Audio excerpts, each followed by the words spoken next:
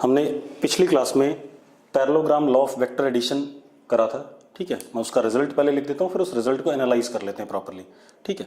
और जो मैंने लास्ट क्लास में क्वेश्चन पूछा था why vector division is not defined, उसका जवाब मैं लास्ट में जाते जाते आपको दे दूंगा। एक बच्चे ने बड़ा सही जवाब दिया है, that is exactly correct reason जो मानवी ने दिया है, ठीक है। इतनी बात तो उसको हम बाद में डिस्कस करेंगे, पहले हम अपना parallelogram law of vector addition को ही देखते हैं। मैंने कहा था पैरेललोग्राम की दो adjacent sides, parallelogram law of vector addition. जरा ध्यान से देखते हैं बेटा, मैंने कहा था दो पैरेललोग्राम की एडजेसेंट साइड्स को हम वेक्टर ले लेते हैं।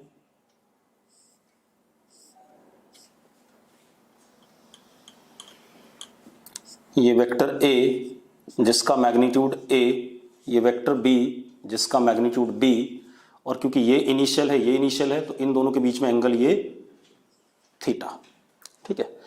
फिर हमने कहा कि A vector plus B vector is equal to what, R vector. What is R vector? R vector is diagonal vector of parallelogram contained by these two vectors. मतलब इन दोनों के बीच से निकलने वाला डायगोनल वेक्टर ही हमारा क्या है, आर वेक्टर है, और वो इन दोनों वेक्टर्स का क्या है, सम है, ठीक है। अब मुझे इशू क्या करना था, इस आर वेक्टर का मैग्नीट्यूड निकालना था और आर वेक्टर का direction with respect to A vector which is alpha, ठीक है। तो आर वेक्टर का मैग्नीट्यूड हमने पिछली क्लास में कैलकुलेट कर लिया था, that was under root A square plus B square plus 2ab cos theta.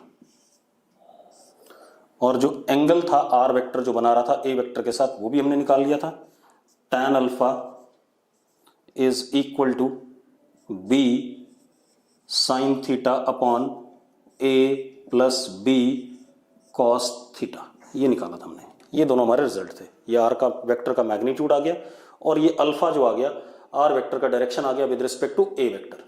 हाँ, अगर बी वेक्टर के रिस्पेक्ट में कहोगे तो ये वाला एंगल आ जाएगा which is what, theta minus alpha with respect to B vector. कोई दिक्कत नहीं। अब हम सबसे पहले इस आर वेक्टर के मैग्नीट्यूड को एनालाइज कर लें एक बार, ठीक है। मैग्नीट्यूड को एनालाइज हम करते हैं आर वेक्टर के, तो अगर हम ध्यान से देखें तो आर वेक्टर का magnitude depends on magnitude of A vector, magnitude of B vector and theta, that is angle between A vector and B vector. इन तीन चीजों पे डिपेंड कर रहा है, ठीक है। अगर इन तीनों में से कोई भी एक चेंज करेगा तो आर वेक्टर का मैग्नीट्यूड क्या करेगा, चेंज करेगा। दो चेंज करेंगे तो भी आर वेक्टर का मैग्नीट्यूड चेंज करेगा, तीनों चेंज करेंगे तो भी आर वेक्टर का मैग्नीट्यूड चेंज करेगा। कोई इशू नहीं इसमें। चलो, अब suppose A and B are fixed, मतलब मैंने ए वेक्टर और बी वेक्टर का मैग्नीट्यूड फिक्स कर लिया, तो अब आर सिर्फ किस पे डिपेंड कर रहा है, R is now only function of what, theta. Theta पे डिपेंड कर रहा है, सिर्फ किस पे डिपेंड कर रहा है, थीटा पे। If theta changes, R changes, theta के चेंज होने पे आर की वैल्यू क्या करेगी, चेंज करेगी। ये मानते या नहीं मानते हो? ठीक है, चलो अब देख लेते हैं बेटा। एक चीज और आपको अमन सर ने बता दी होगी कि इफ थीटा इंक्रीजेस, अगर थीटा बढ़ता है तो कॉस थीटा की वैल्यू क्या करती है, घटती है। ये अमन सर ने आपको मैथमेटिकल टूल में बताया होगा कि अगर थीटा बढ़ता है तो कॉस थीटा की वैल्यू क्या करती है, घटती है, ठीक है। जैसे कॉस ऑफ 0 क्या होता है, +1। जैसे से cos 30 क्या होता है, √3/2। √3/2 1 से क्या हो गया, छोटा। cos 45 1/√2, फर्दर छोटा हो गया। cos 60 इज व्हाट, 1/2, वो और फर्दर छोटा हो गया। cos 90 वो क्या हो गया, 0 हो गया। मतलब थीटा के बढ़ने पे cos थीटा की वैल्यू क्या कर रही है, घट रही है, ठीक है। इतनी बात। और वैसे भी अगर आप यहीं पे डायग्राम से देखो, अगर आपके पास ये ए वेक्टर है और ये बी वेक्टर है, इन दोनों से आपने पैरेललोग्राम बनाया, तो ये डायगोनल की लेंथ, ये आर वेक्टर आया, अब आप एक काम करो, अगर बी वेक्टर आप थोड़ा सा इधर की तरफ कर दो, एंगल बढ़ा दो इनके बीच में, सपोज आपने बी वेक्टर उतनी लेंथ का ऐसे बना दिया बेटा, ये बी वेक्टर कर दिया। अब मजेदार बात देखो, अब जो पैरेललोग्राम बनेगा वो कुछ ऐसा बन जाएगा। अब जरा देखो, आर वेक्टर की लेंथ क्या हो गई, ब्लू वाली लेंथ क्या आ गई, ब्लैक वाली लेंथ से क्या आ गई, छोटी आ गई। तो बेसिक चीज क्या है, जब थीटा बढ़ता है तो आर का मैग्नीट्यूड क्या करता है, घटता है। क्यों, आप ऐसे देखो, अगर थीटा बड़ा होगा तो ये वैल्यू क्या होगी, छोटी होगी, वहां से दिख रहा है, तो ये वैल्यू छोटी होगी तो आर की वैल्यू खुद क्या हो जाएगी, छोटी हो जाएगी। दूसरी एक और चीज है, कॉस थीटा, आप कॉमन सर ने बताया होगा मैथमेटिकल टूल में, लाइज बिटवीन -1 एंड +1। -1 तब होता है जब थीटा की वैल्यू क्या हो, 180 डिग्री, और +1 तब होता है जब थीटा की वैल्यू क्या होती है, 0 डिग्री। ठीक है, इतनी बात। अब आप एक चीज देखो यार, ठीक है, अब हम वैल्यूज डाल लेते हैं, देखते हैं जरा। तो अब आर को अगर हम ध्यान से देखें, आर अगर ये वैल्यू मैक्सिमम होगी तो आर की वैल्यू क्या होगी, मैक्सिमम होगी, और ये वैल्यू मैक्सिमम कितनी होगी, +1, जब थीटा इज व्हाट, 0 डिग्री। तो अब आप देखो, आर की maximum value is √a² + b² + 2ab, that is a + b। ये कब, if theta is equal to 0 degree and cos theta is equal to +1। हाँ या ना, ठीक है, इतनी बात। आर की मिनिमम वैल्यू देख लेते हैं बेटा, are minimum is √a² + b² - 2ab। अब देखो यहां से क्या आएगा, अंडर रूट के अंदर से हमेशा पॉजिटिव वैल्यू आती है बेटा, कभी भी नेगेटिव वैल्यू नहीं आती है। ठीक है, इतनी बात। तो अगर अंडर रूट के अंदर से पॉजिटिव वैल्यू आती है, ठीक, तो अगर a बड़ा है तो क्या आएगा, a - b, और अगर b बड़ा है तो क्या आएगा, b - a। इसलिए मैं इसको मॉड लिख रहा हूं। ठीक है, विच एवर इज ग्रेटर वो पहले आ जाएगा, जो छोटा है वो बाद में आ जाएगा। अगर a बड़ा है तो ये क्या लिखा जाएगा, a - b, और अगर b बड़ा है तो क्या लिखा जाएगा, b - a। ये कब, if theta is what, 180 degree, या cos theta is equal to what, -1। तो हम ये कह सकते हैं कि जो आर का मैग्नीट्यूड है that lies between a - b to a + b, इनके बीच में रहेगा। ये आर का क्या रहेगा, मैग्नीट्यूड। ठीक है, अलग अलग थीटा के लिए मैग्नीट्यूड इनके बीच में रहेगा या इनके बराबर होगा। अब अगर मुझे कहा जाए, अब एक क्वेश्चन ले लेते हैं, ये मिटा दूं मैं इसे, ठीक है, जरा ध्यान से देखते हैं। दूसरा, अगर एंगल की बात करें बेटा, एंगल की वैल्यू भी आपको मिल जाएगी। अगर आपने b की वैल्यू और थीटा की वैल्यू डाली, सपोज ये आता है आपके पास 1 आता है, तो tan अल्फा क्या हो गया, 1, तो अल्फा क्या आ जाएगा, 45 डिग्री। अगर ये वैल्यू 1/√3 आती है तो tan अल्फा 1/√3, तो अल्फा इज व्हाट, 30 डिग्री। तो आपको डायरेक्शन भी मिल रहा है और क्या कहते हैं, मैग्नीट्यूड भी मिल रहा है। अब थोड़ा सा और बातें कर लेते हैं बेटा, और देखते हैं बेटा अपने पास क्या कहानी है। अब देखो, आर हमारे पास मॉड a - b से लेकर के a + b के बीच में है। अब अगर मैं आपसे कहता हूं कि if adjacent sides of parallelogram are having, if adjacent sides of parallelogram are having magnitudes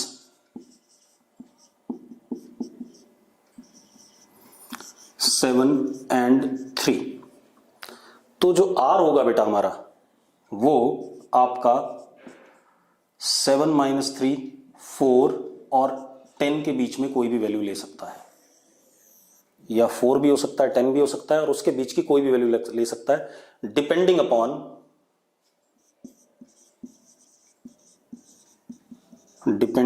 upon angle between both vectors. ठीक है, इतनी बात। अगर एंगल 180 डिग्री है तो मैग्नीट्यूड क्या आएगा, 4 आएगा। अगर एंगल 0 डिग्री है तो मैग्नीट्यूड क्या आएगा, 10 आएगा। बाकी जितने भी एंगल हैं उनके लिए मैग्नीट्यूड 4 और 10 के बीच में आएगा। तो अब आपको क्लियर हो गया होगा कि अगर स्केलर क्वांटिटी होता तो 7 + 3 हमेशा क्या आता, 10 आता, लेकिन यहां पर 7 एक वेक्टर है जिसका मैग्नीट्यूड 7 है, दूसरा वेक्टर जिसका मैग्नीट्यूड 3 है। अगर मैं इन दोनों का सम कर रहा हूं तो वो 4 भी हो सकता है और 4 से लेकर के 10 तक कुछ भी हो सकता है। ठीक है, इतनी बात किस पे डिपेंड कर रहा है, angle between both the vectors पे। ठीक है, अब थोड़ी सी और बात कर लें, एक और क्वेश्चन देख लेते हैं। जरा देखो आप, हमारे पास ये एक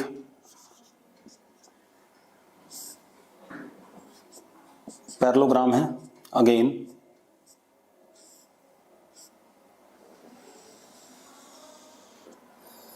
ये एंगल थीटा, इस ए का मैग्नीट्यूड सपोज एक्स है और बी का भी एक्स है, तो ये पैरेललोग्राम ना होकर के क्या हो गया, रोम्बस हो गया। Rhombus is special case of parallelogram.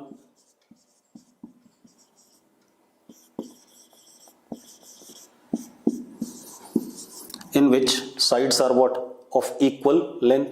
तो ए और बी दोनों की लेंथ क्या है, सेम है। क्या मैग्नीट्यूड है ए का, एक्स, और बी का मैग्नीट्यूड भी क्या है, एक्स है, और इनके बीच में एंगल क्या है, थीटा।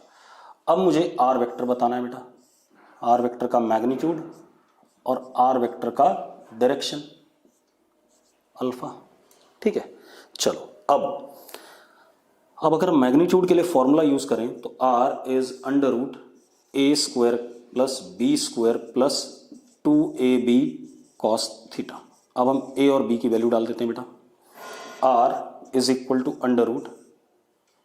√x² + x², क्योंकि a का मैग्नीट्यूड भी x है, b का भी क्या है, x है, प्लस 2x² cos थीटा। ऐसा लिखा जाएगा कि नहीं लिखा जाएगा। अब जरा देखो, r इज इक्वल टू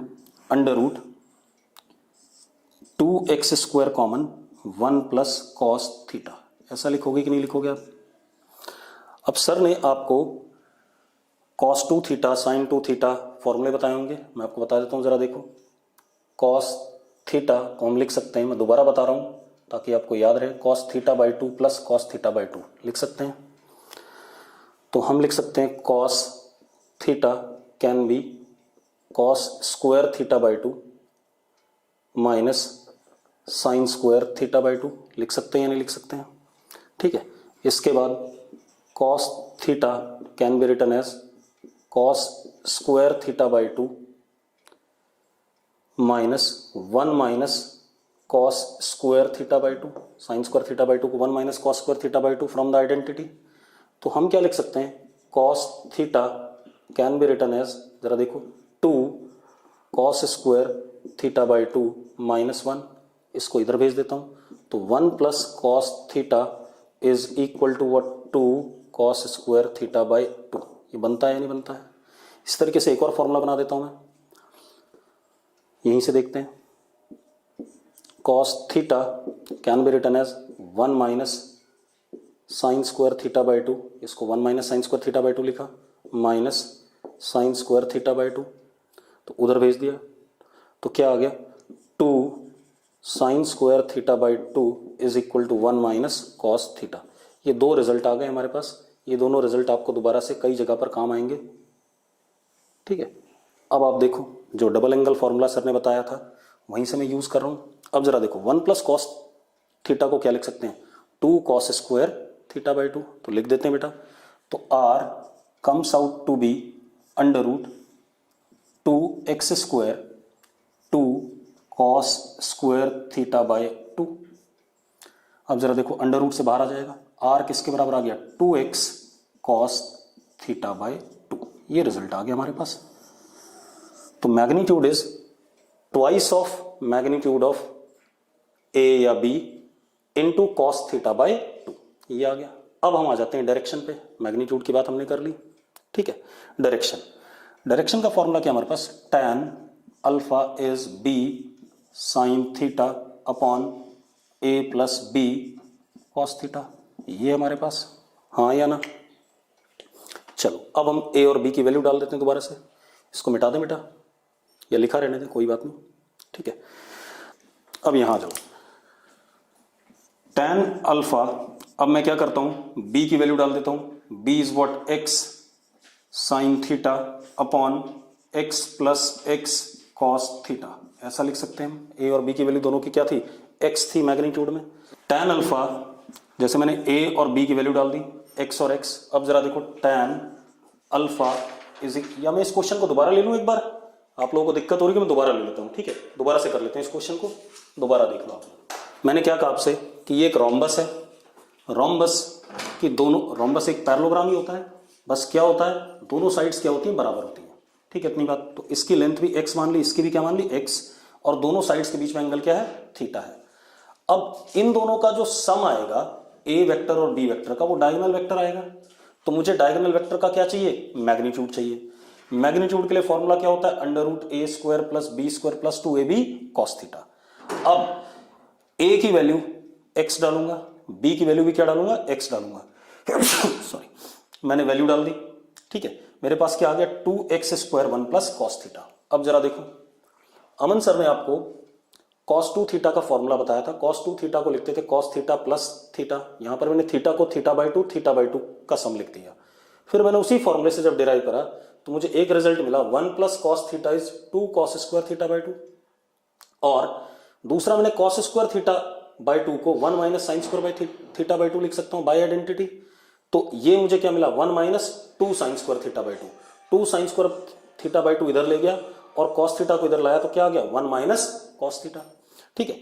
अब मैंने क्या करा, ये जो 1 प्लस कॉस थीटा था इसको डाल दिया, कौन सी वैल्यू, 1 प्लस कॉस थीटा को क्या डाल दिया, देखो r is equal to under root 2x square 2 cos square theta by 2, ये डाल दिया मैंने।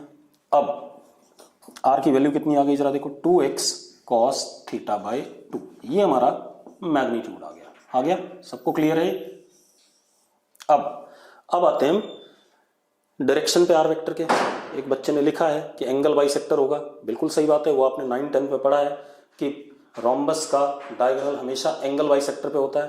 तो प्रूव कर लेते हैं उस बात को मैथमेटिकली। तो जरा देखो, tan alpha is b sine theta upon a plus b cos theta, ये आ गया बेटा। अब जरा देखो, tan alpha is equal to b की वैल्यू क्या, x sine theta upon x plus x cos theta, ठीक है, इतनी बात। tan अल्फा x कैंसिल हो गया, बचा क्या, sine theta upon 1 plus cos theta. अब आपको पता है साइन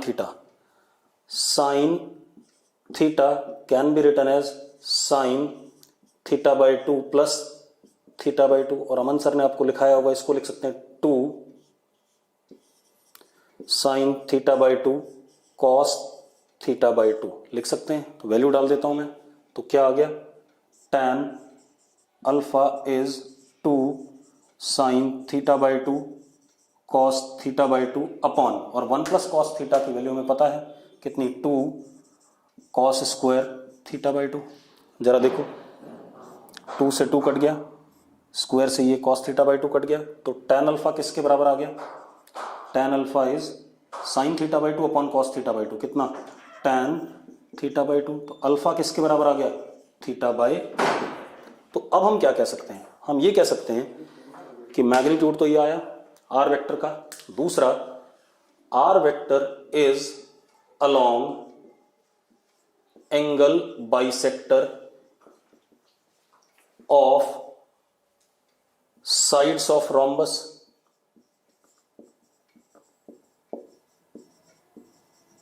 तो जब भी पैरेललोग्राम की दोनों साइड्स बराबर होंगी तो रोम्बस होगा, ठीक है, उसका मैग्नीट्यूड क्या आएगा, twice length of any one of the side into cos theta by 2, और जो उसका डायरेक्शन होगा किस पे होगा, एंगल बाइसेक्टर पे, मतलब अल्फा की वैल्यू किसके बराबर हो गई, थीटा बाई 2। तो ए वेक्टर के रिस्पेक्ट में R vector anti clockwise direction में थीटा बाई 2 एंगल पे है, और बी वेक्टर के रिस्पेक्ट में आर वेक्टर क्लॉकवाइज डायरेक्शन में थीटा बाई 2 एंगल पे है। तो ये एक हमारा क्वेश्चन हो गया, ठीक है। और देख लेते हैं बेटा, एक क्वेश्चन और देख लेते हैं पैरेललोग्राम लॉ पे। क्वेश्चन क्या है, if A vector and B vector आप लोग करोगे, मैं चैट बॉक्स चेक करूंगा, इस क्वेश्चन को आप लोगों ने करना है, ठीक है। If A vector and B vector are adjacent sides of parallelogram, ठीक है, A vector plus B vector is equal to R vector. मतलब आर वेक्टर क्या होगा, इन दोनों साइड्स के बीच से निकलने वाला डायगोनल वेक्टर, ठीक है। अब वो क्या कह रहा है, R vector makes angle alpha with A vector, R vector makes angle beta with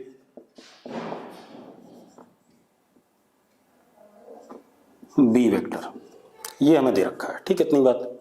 अब मेरे पास 4 ऑप्शन है, आपने उन ऑप्शंस को देख के बताना है कौन सा ऑप्शन करेक्ट है, कौन सा ऑप्शन रॉन्ग है। तो पहला option, alpha less than beta if A greater than B, alpha angle beta से छोटा है अगर ए का मैग्नीट्यूड बी से बड़ा है। दूसरा ऑप्शन, आप लोग बताओगे, मैं चैट बॉक्स चेक करूंगा, alpha less than beta if A less than B. तीसरा, alpha is equal to beta if A is equal to B. चौथा, alpha greater than beta if A greater than B. पांचवा, alpha greater than beta if A less than B. इन पांचों option में से कुछ correct हैं, कुछ wrong हैं, तो आपने मुझे करेक्ट वाले ऑप्शन चैट बॉक्स में बताने। देखो, अगर आप करने लगोगे तो आप फालतू फंस जाओगे, ठीक है, करने की जरूरत नहीं है, आप थोड़ा सा एनालाइज करो। ये वाला तो मैंने अभी पिछला क्वेश्चन करा ही दिया कि अगर दोनों साइड्स की लेंथ बराबर है पैरेललोग्राम के, तो ऑब्वियस सी बात है, क्या है ये रोम्बस है। और रोम्बस में जो आर वेक्टर होता है वो किस पे निकलता है, एंगल बाइसेक्टर पे। अगर एंगल बाइसेक्टर पे निकल रहा है तो आर वेक्टर जितना एंगल ए के साथ बनाएगा उतना ही किसके साथ बनाएगा, बी के साथ, ठीक है, इतनी बात आप देख लो, चाहे अभी करा था हमने। अगर एक ए वेक्टर ये है और बी वेक्टर ये है,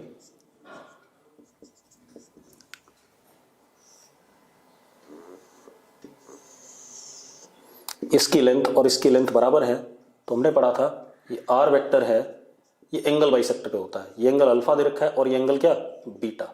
this vector is on what, angle bisector.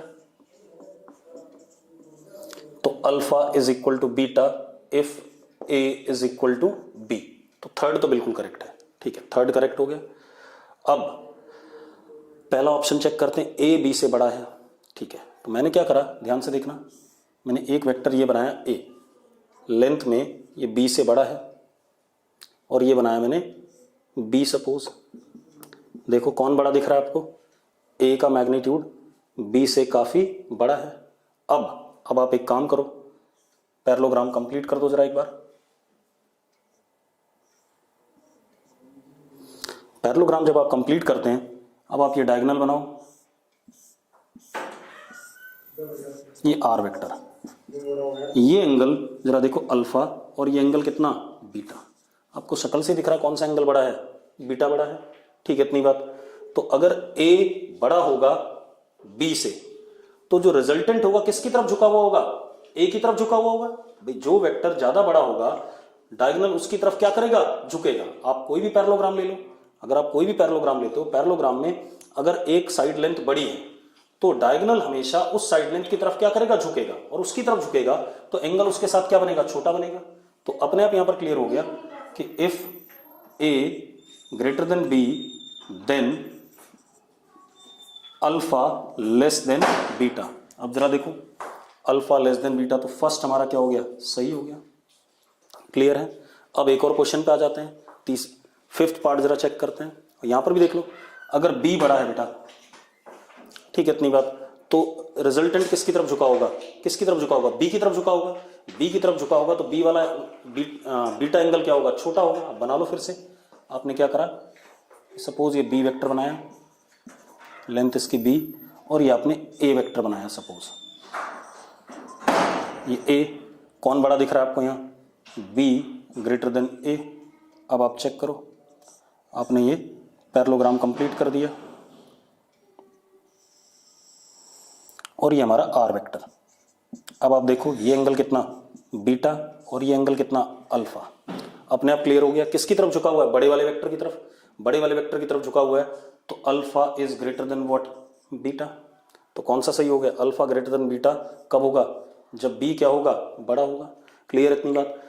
तो एक चीज और ध्यान रखनी है कि अगर पैरेललोग्राम है तो जो वेक्टर पैरेललोग्राम का बड़ी लेंथ का होगा उसकी तरफ डायगोनल वेक्टर क्या होगा, झुका हुआ होगा, यानी कि उसके साथ छोटा एंगल बन रहा होगा। तो बड़े वाले वेक्टर के साथ छोटा एंगल और छोटे वाले के साथ कैसा, बड़ा एंगल। क्लियर है। चल अब हम आते हैं वेक्टर एडिशन के अगले लॉ पर। ठीक है, हमने एक लॉ कर लिया, parallelogram law of vector addition. अगला लॉ हमारे पास आता है triangle law of vector addition. अब triangle law of vector addition,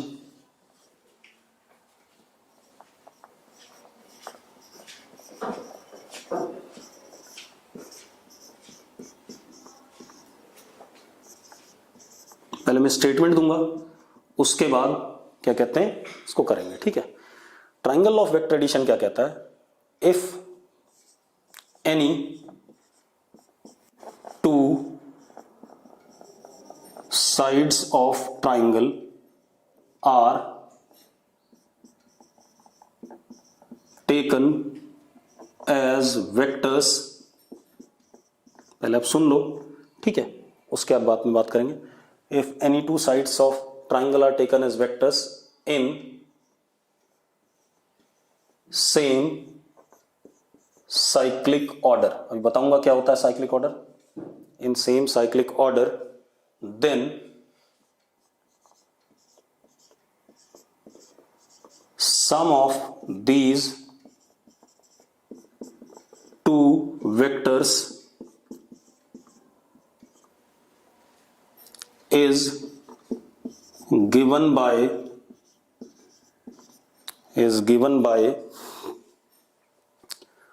third side of triangle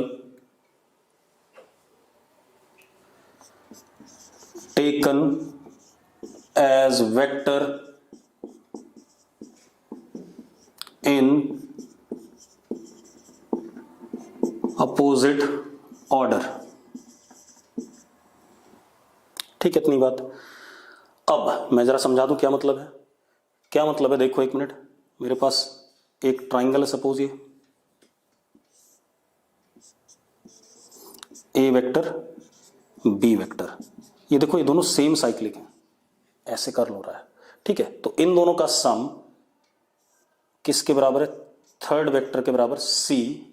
ठीक है, ये आर लिख लूं मैं, इसे कोई दिक्कत नहीं, मैं इसे भी आर ही लिख देता हूं।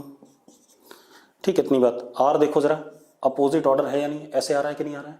ठीक है, इतनी बात। तो क्या कहा जा रहा है, A vector plus B vector, two sides of triangle in same cyclic order, इन दोनों का सम किसके बराबर है, third side of triangle taken as vector in opposite order, किसके बराबर हो गया है, आर के बराबर। और एक आधा डायग्राम बना लेते हैं, कुछ गलत वाले कुछ सही वाले। देखो A B and C, suppose C है। अब यहां देखो सी और बी सेम ऑर्डर में है और ए कैसा है, अपोजिट है। ठीक है, तो हम क्या कह सकते हैं, C plus B is equal to what, A. सबसे बड़ी बात है इसमें साइक्लिक ऑर्डर जरूर चेक करना है। अगर आप ऑर्डर गलत ले लोगे तो आपका रिजल्ट भी क्या आएगा, गलत आएगा। आपका सी और बी सेम साइक्लिक ऑर्डर में, देखो ऐसे, और ए कैसा है, उल्टा है। तो जो सेम साइक्लिक ऑर्डर में उनका सम किसके बराबर, जो अपोजिट ऑर्डर में है उसके बराबर। क्लियर है इतनी बात। अब ये तो हमारी होगी स्टेटमेंट, अब जरा निकालते हैं। ठीक है, इतनी बात। अब देखो बेटा, सपोज हमारे पास एक वेक्टर है ए, एक वेक्टर ये है बी। ठीक है, जरा देखो दोनों किसमें सेम साइक्लिक ऑर्डर में है। इन दोनों का सम ये आता है हमारा third side of triangle taken as vector in opposite order, दिख रहा है। अब अगर मुझे क्या कहा गया, R vector is equal to A vector plus B vector, ये कहा गया। अब समस्या क्या है कि अगर मुझे आर वेक्टर निकालना है तो मुझे ए और बी के बारे में सब कुछ पता होना चाहिए। दैट इज मुझे ए का मैग्नीट्यूड पता होना चाहिए, बी का मैग्नीट्यूड पता होना चाहिए और ए और बी के बीच का एंगल पता होना चाहिए। ठीक है, तो चलो ए का मैग्नीट्यूड, सपोज ए का मैग्नीट्यूड कितना ए, बी का मैग्नीट्यूड कितना बी। अब ए और बी के बीच का एंगल। अब आप एक चीज देखो बेटा, ये ए का फाइनल है और ये बी का क्या है, इनिशियल है। तो ये जो चीज है ये angle between A and B vector नहीं है, बिल्कुल नहीं है, क्योंकि फाइनल और इनिशियल के बीच के एंगल को एंगल बिटवीन वेक्टर नहीं कहते थे। तो अब मैं क्या करूंगा, इस ए वाले को बिल्कुल एज इट इज सीधा, जितनी लेंथ ये है उतनी लेंथ इधर, ठीक है, इतनी बात आगे प्रोड्यूस कर दिया। ठीक, और इस पे क्या लगा दिया, एरो लगा दिया ऐसे। अब जरा देखो ये लेंथ और ये लेंथ सेम है, डायरेक्शन भी सेम है, तो ये क्या हो गया, ए वेक्टर। अब जरा देखो ये ए का क्या हो गया, इनिशियल। तो ये जो है ये angle between A vector and B vector आ गया।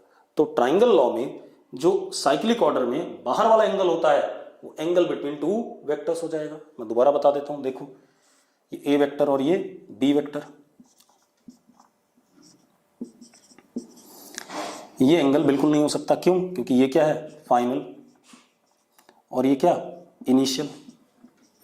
तो मैंने क्या करा, इस ए वाले को बिल्कुल एज इट इज उतनी लेंथ का उठा के ऐसे करके एरो दे दिया। जरा देखो ये लेंथ और ये लेंथ बराबर, डायरेक्शन भी सेम, तो this can be written as what, A vector. और एरो इधर आ गया ए वेक्टर का, तो ये क्या हो गया, initial of A. Initial of A हो गया तो ये क्या हो गया, angle between A vector and B vector. Clear इतनी बात? तो मैंने आपको यहां पर क्या बताया कि अगर दो वेक्टर ट्राइंगल के साइड्स लिए जाते हैं और उनको सेम साइक्लिक ऑर्डर मिले तो उन दोनों का सम तीसरी साइड वेक्टर के बराबर होता है जो अपोजिट ऑर्डर में होता है।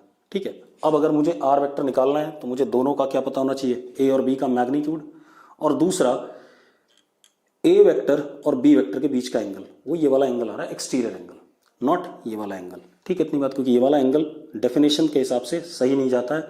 डेफिनेशन क्या थी, इनिशियल और इनिशियल के बीच का एंगल या फाइनल और फाइनल के बीच का एंगल, और यहां पर ये वाला एंगल किसका आ रहा है, फाइनल और इनिशियल के बीच का, तो ये एंगल गलत है और ये वाला एंगल क्या है, करेक्ट है। क्लियर है? अब हम क्या करते हैं, अब जरा आर वेक्टर निकाल के देखते हैं, उसका मैग्नीट्यूड और उसका क्या, डायरेक्शन। चलो, दिस इज ए वेक्टर, इसका मैग्नीट्यूड कितना, A. This is what, B vector, इसका मैग्नीट्यूड कितना, बी। और इन दोनों का सम ये आर वेक्टर, और ए और बी के बीच का एंगल ये वाला एंगल हुआ। ठीक है, तो अब हमें ए का मैग्नीट्यूड पता है, बी का मैग्नीट्यूड पता है, और ए और बी के बीच का एंगल पता है, which is this theta. Clear है? अब मुझे R vector is equal to A vector plus B vector दे ही रखा बाय डेफिनेशन। मुझे क्या निकालना है, आर का मैग्नीट्यूड और आर का डायरेक्शन। आर का direction suppose this is alpha with respect to what, A vector. चलो अब निकालते हैं बेटा। ठीक है, तो यहां पर भी मैंने एक कंस्ट्रक्शन करा आर का मैग्नीट्यूड निकालने के लिए। यहां से मैंने एक परपेंडिकुलर ड्रॉप करा, एक्स वाई जेड डब्ल्यू। अब मुझे आर का मैग्नीट्यूड चाहिए। ठीक है, तो उससे पहले अगर मैं देखूं तो ट्राइंगल डब्ल्यू वाई जेड, इसको देखें कैसा है, राइट एंगल्ड है। अगर ये राइट एंगल ट्राइंगल है बेटा तो जरा देखो, आप क्या कह सकते हो, cos theta is Y Z base upon hypotenuse. Hypotenuse is what, B, तो Y Z comes out to be what, B cos theta. Similarly sine theta is equal to W Z upon B. तो W Z is equal to what, B sine theta. कोई issue है इसमें? कोई issue नहीं है। अब ये हो गया। अब आते हैं हमें ये वाली लेंथ चाहिए आर वेक्टर की, ये वाली लेंथ चाहिए, मतलब मैग्नीट्यूड चाहिए। ये वाली लेंथ अगर हम ध्यान से देखें तो ये डब्ल्यू एक्स जेड एक राइट एंगल ट्राइंगल है, उसमें ये लेंथ क्या बन रही है, हाइपोटेन्यूज बन रही है, ये परपेंडिकुलर और ये क्या है, बेस है। तो we can apply what, Pythagoras theorem. तो अब हमारे पास क्या है, in triangle W X Z हम क्या कह सकते हैं, एक्स डब्ल्यू का स्क्वायर, हाइपोटेन्यूज का square is equal to X Z का स्क्वायर प्लस डब्ल्यू जेड का स्क्वायर। कह सकते हैं कि नहीं कह सकते हैं? बिल्कुल कह सकते हैं। तो X W is what, R square, X Z is what, ये ए हो गया बेटा, और ये कितना हो गया, यहां से यहां तक तो कितना है, ए है लेंथ में, ये कितना है, बी कॉस थीटा, और ये कितना है, बी साइन थीटा। तो जरा देखो बेस कितना आ गया, A plus B cos theta का होल स्क्वायर, और डब्ल्यू जेड का स्क्वायर क्या आ गया, बी साइन थीटा का होल स्क्वायर। ओपन कर दें बेटा इसे। तो R square is equal to A square plus 2ab cos theta plus B square cos square theta plus B square sine square theta. अगर मैं इन दोनों को कंबाइन करूं तो बचेगा क्या, बी स्क्वायर, क्योंकि B square common, sine square theta plus cos square theta क्या होता है, 1 होता है। तो आर स्क्वायर हमारे पास आता है, या आर सीधे सीधे आता है, लिख दूं directly, under root A square plus B square plus 2ab cos theta. आ गया? ठीक है। अब आते हैं हम डायरेक्शन पे। अगेन ये राइट एंगल ट्राइंगल है, ये परपेंडिकुलर और ये बेस। तो जरा देखो, tan alpha is W Z upon X Z, यानी कि tan alpha is what, W Z is what, B sine theta, और X Z is what, A plus B cos theta. Again result क्या आ गया, same आ गया जो हमने पहले निकाला था। आना भी था क्योंकि हम उन्हीं दो वेक्टर्स को दूसरे तरीके से ऐड कर रहे हैं, पहले पैरेललोग्राम लॉ से, अब हम किससे, क्या कहते हैं, ट्राइंगल लॉ से ऐड कर रहे हैं। क्लियर इतनी बात, कोई दिक्कत नहीं। अब अगर हम एनालाइज करें, if A and B are fixed, तो आर सिर्फ किस पे डिपेंड कर रहा है, थीटा पे डिपेंड कर रहा है। तो हम कह सकते हैं आर की मैक्सिमम वैल्यू कितनी, A plus B when theta is equal to what, 0, और मिनिमम वैल्यू कितनी, mod of A minus B when theta is equal to what, 180 degree. ये पहले हम पढ़ चुके हैं, कोई ज़्यादा दिक्कत नहीं इसमें। क्लियर है? मतलब जो आर वेक्टर की लेंथ होगी, ठीक है, इतनी बात, वो ए माइनस बी से लेकर के ए प्लस बी तक कोई भी लेंथ हो सकती है, किस पे डिपेंड करेगा, ए और बी के बीच के एंगल पे। क्लियर है इतनी बात? सेम वे अगर ये वैल्यू हमें बी थीटा और ए पता है, तो यहाँ से कुछ ना कुछ निकलेगा, tan अल्फा की वैल्यू आ जाएगी, मतलब अल्फा की वैल्यू आ जाएगी। तो हमें डायरेक्शन भी पता है और क्या पता है, मैग्नीट्यूड भी पता है। अब थोड़ा सा और बातें कर लें ट्राइंगल लॉ पे ही, ठीक है, मिटा दें इसे।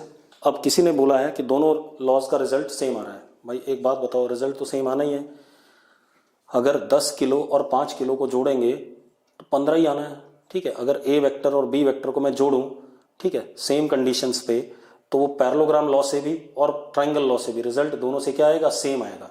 ये दो तरीके हैं वेक्टर को ऐड करने के, एक पैरेललोग्राम लॉ है और एक क्या है, ट्राइंगल लॉ है। ठीक है इतनी बात, रिजल्ट दोनों से क्या आएगा, सेम आएगा, तो उससे कोई घबराने वाली बात नहीं है।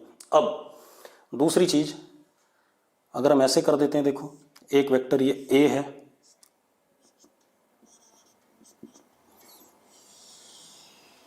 एक वेक्टर ये बी है, और एक वेक्टर ये सी है। अब ध्यान से देखना बेटा, अगर मैं ध्यान से देखूं तो ये तीनों किस में आ रहे हैं, सेम साइक्लिक ऑर्डर में आ रहे हैं। किस में आ रहे हैं, तीनों सेम साइक्लिक ऑर्डर में। मुझसे क्या पूछा गया, find A vector plus B vector plus C vector. ये पूछा गया। ठीक है, कैसे करेंगे देख लेते हैं। आप ऐसे देखो, इसी में मैंने यहां पर ब्लैक कलर से ऐसे बना दिया। अच्छा, ब्लू वाला एरो कैसे था, सी वेक्टर का एरो नीचे की तरफ था, मैंने ब्लैक वाले को एरो ऊपर की तरफ दिया बेटा। अब एक बात बताओ यार, ये जो ब्लू वाला था सी वेक्टर इधर की तरफ था, उसकी लेंथ इतनी थी, ब्लैक वाला उसकी लेंथ भी उतनी है, मतलब जो लेंथ है, length of blue and black both is same, दिख रहा है सबको, बट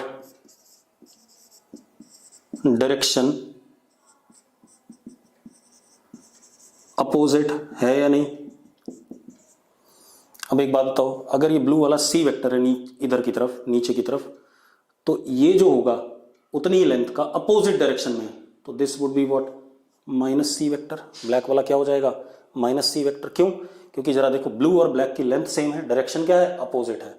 तो हमने पढ़ा था कि vectors having same magnitude but opposite direction are what, negative vectors. तो अगर ब्लू वाला सी वेक्टर है तो उसके उल्टा उतनी ही लेंथ का क्या होगा, माइनस सी वेक्टर होगा। तो अब जरा देखो, अब अगर हम ट्राइंगल लॉ लगाएं तो जरा देखो, जो ब्लैक वाला है उसका ऑर्डर अपोजिट है। ठीक है, इतनी बात। तो हम क्या कह सकते हैं, ए प्लस बी को फ्रॉम ट्राइंगल लॉ क्या कह सकते हैं, माइनस सी कह सकते हैं। जरा देखो, सी वाला जो ब्लैक वाला है उसका ऑर्डर क्या है, अपोजिट है। ठीक है, इतनी बात। तो A vector plus B vector third side of triangle के बराबर होगा, जो कि वेक्टर है कैसा, अपोजिट ऑर्डर में। तो हम क्या लिख सकते हैं, A plus B can be written as what, minus C vector from triangle law of vector addition.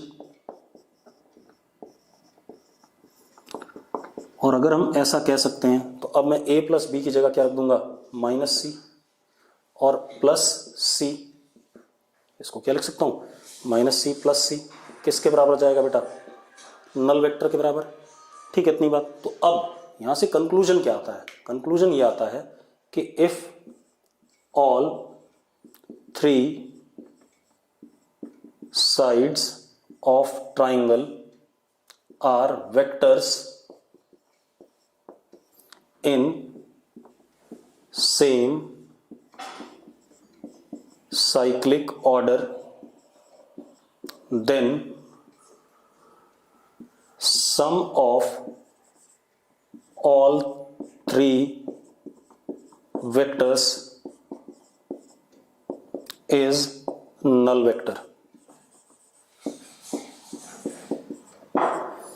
ठीक है, इतनी बात। अगर ट्राइंगल के तीनों साइड्स ए, बी और सी सेम साइक्लिक ऑर्डर में है तो उन तीनों वेक्टर्स का सम हमेशा क्या आएगा, नल वेक्टर आएगा। ठीक है, इतनी बात। ये कंक्लूजन निकाला हमने, क्लियर है, कोई दिक्कत है इसमें। ठीक, अब आगे देखते हैं। ठीक, अब अभी तक हमने क्या देखा, दो वेक्टर्स को ऐड करना सीखा। ठीक है, अब दो वेक्टर से ज़्यादा वेक्टर अगर कहीं पर हो, उनको हमें एक साथ ऐड करना हो तो हम कैसे ऐड करेंगे, अब हमें वो सीखना है। ठीक है, तो for that, for addition of multiple vectors we use polygon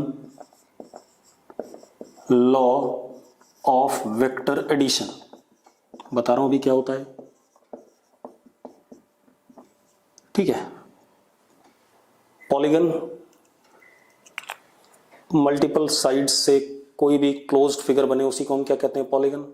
ठीक है, ट्राइंगल के बाद कोई भी फिगर होगी इसको हम पॉलीगन ही कहेंगे। फोर साइडेड फिगर, वो उसके स्पेशल केसेस होते हैं, पैरेललोग्राम, रेक्टेंगल, स्क्वायर, रोम्बस। ठीक है, वो स्पेशल केसेस होते हैं, क्वाड्रिलेटरल भी कह सकते हैं उन्हें, या वो भी एक पॉलीगन टाइप का ही है। Five sided closed figure that is also polygon. Six sided closed figure hexagon, वो भी पॉलीगन है। सेवन साइडेड हेप्टागन, वो भी पॉलीगन है। इनफाइनाइट साइडेड, ठीक है, वो भी क्या है, infinite sided closed figure is also what, polygon. ठीक है, इतनी बात। तो पॉलीगन में हम क्या करें, सपोज, अब polygon law of vector addition की पहले मैं स्टेटमेंट बता रहा हूं, फिर इसका प्रूफ देखेंगे, ठीक है। अब क्या कहानी है, suppose we have n sided closed figure as polygon। हमारे पास कोई n साइडेड क्लोज्ड फिगर है जो कि पॉलीगन है, ठीक है, इतनी बात। अब स्टेटमेंट क्या कहता है, n-1 sides of polygon are taken as vectors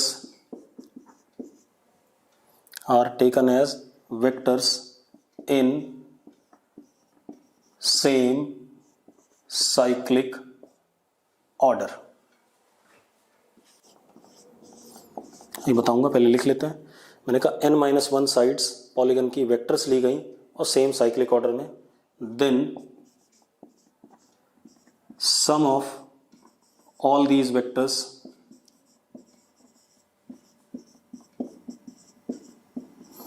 is equal to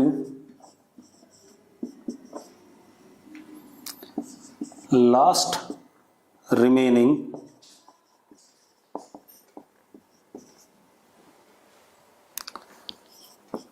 side of polygon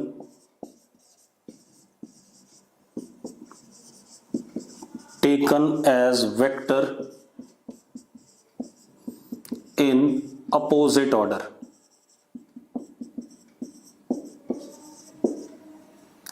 ठीक है, मैं एक बार डायग्राम बना देता हूं।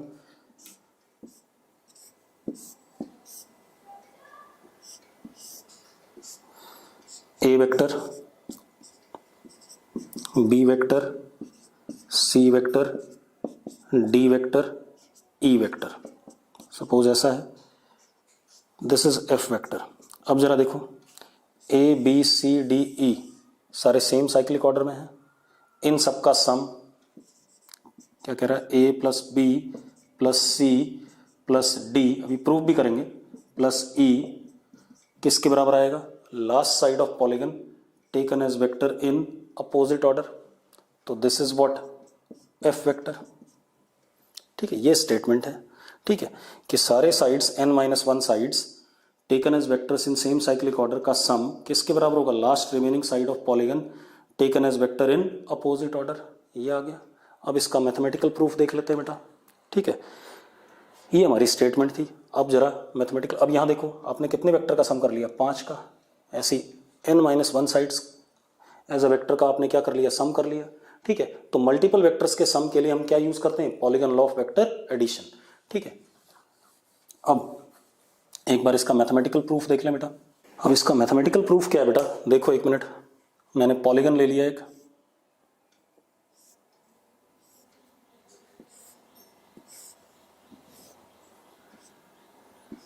This is A vector, B vector, C vector, D vector, E vector and this is what, F vector.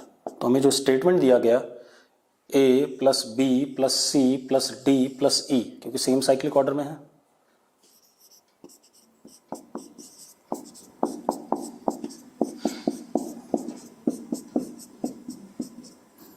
Is equal to last remaining side of polygon taken as vector in opposite order which is what, F vector.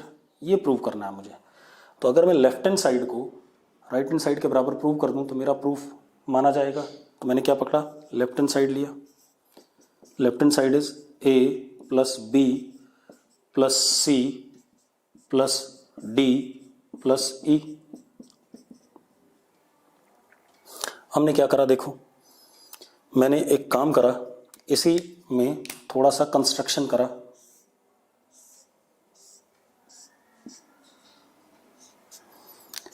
W vector.